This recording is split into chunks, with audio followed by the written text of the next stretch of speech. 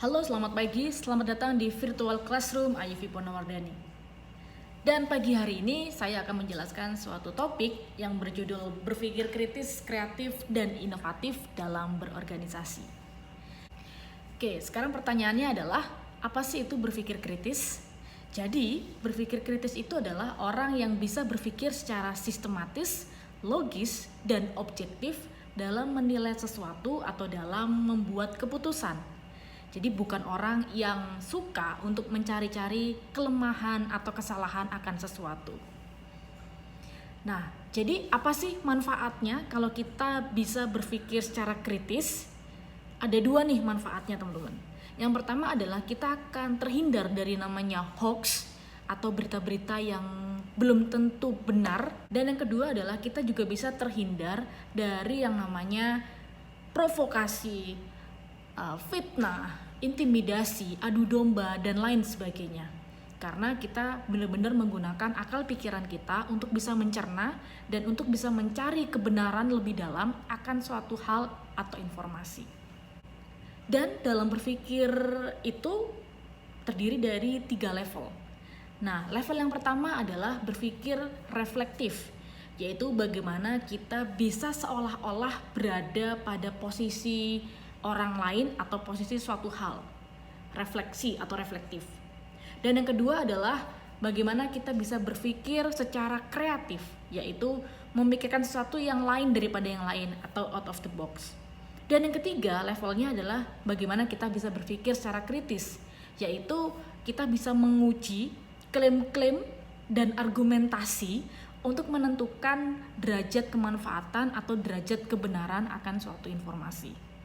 Oke, nah selain itu juga ada kompetensi-kompetensi yang bisa mempengaruhi dalam kita berpikir secara kritis.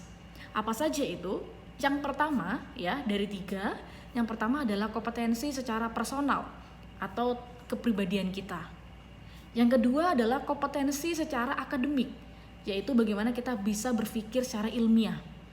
Jadi kalau yang sekarang masih menganggap bahwa pendidikan itu tidak penting, maka harus dipikirkan kembali. Karena dengan kita mengenyam pendidikan atau kita bersekolah, maka kita akan diajarin untuk terbiasa berpikir secara ilmiah. Gitu ya.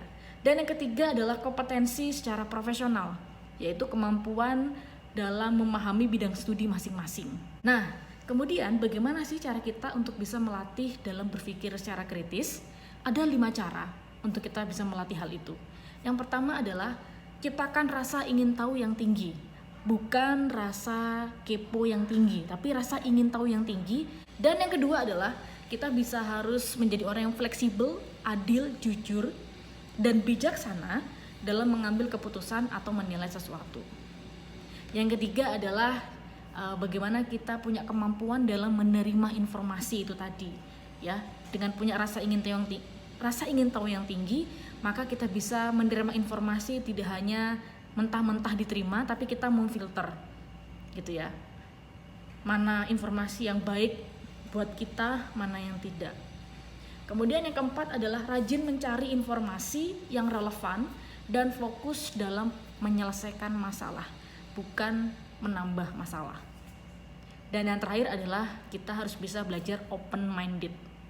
Bagaimana caranya supaya kita bisa melatih ini secara praktikal atau secara teknis? Yaitu kita bisa mengikuti banyak kegiatan atau organisasi kalau teman-teman semua ini masih di sekolah, SMA, ataupun di perkuliahan gitu ya. Kita bisa mengikuti banyak sekali organisasi kemahasiswaan kalau di perguruan tinggi. Bisa ikut BEM, bisa ikut HIMA, bisa ikut UKM, atau ekstrakurikuler bagi yang SMA, atau bisa ikut komunitas, kelompok belajar, dan lain sebagainya. Memangnya apa sih manfaatnya kalau kita sering mengikuti banyak organisasi? Yang pertama adalah kita bisa belajar sesuatu dengan learning by doing. Kita tidak hanya terpaku belajar dengan textbook ya, dengan buku teks, atau hanya mendengarkan guru atau dosen kita di kelas. Tapi kita bisa melihat atau mengalami secara langsung masalah-masalah yang terjadi di sekitar kita atau di masyarakat.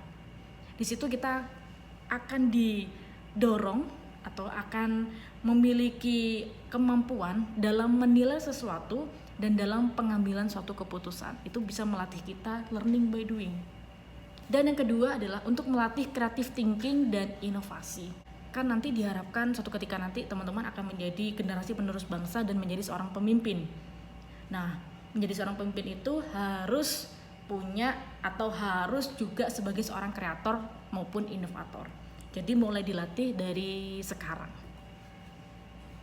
Dan menurut majalah Forbes, ada 15 cara untuk kita bisa mendorong atau melatih ide kreatif dalam teamwork.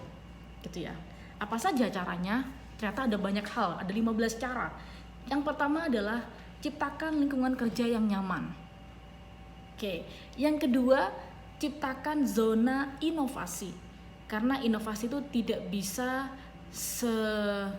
setiba-tiba muncul gitu ya. Karena memang harus diciptakan, dirangsang supaya inovasi itu akhirnya keluar di pikiran kita. Yang ketiga adalah jadwalkan sesi curhat dan pendapat antar sesama tim atau anggota. Yang keempat, diskusi secara one by one, sesama kolega atau teman. Yang kelima adalah beri kesempatan bagi tim untuk bisa mempelajari apa yang mereka minati atau apa yang mereka sukai. Dan yang keenam, jadikan kesalahan sebagai bagian dari kreativitas. Jangan langsung dijudge atau disalahkan temannya, tapi jadikan kesalahan tersebut menjadi proses kreativitas. Dan yang ketujuh adalah perjelas visi dan misi organisasi. Dan yang ke-8, transparan terhadap target yang ingin diraih.